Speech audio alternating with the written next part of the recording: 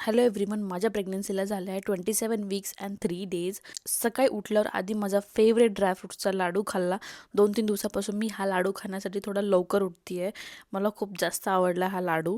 त्याच्यानंतर 2 ग्लास पाणी पिले आणि माझा वॉक कंप्लीट केला. आळस न करता मी माझा पटकन 25 मिनिटाचा योगा कंप्लीट केला. त्याच्यानंतर मस्त पटापट आवरून आंघोळ करून रेडी झाले. बिकॉज आज ब्रेकफास्टमध्ये खूप सारे मेनू होते, तर मी खूप एक्साइट होते आज ब्रेकफास्ट करायला.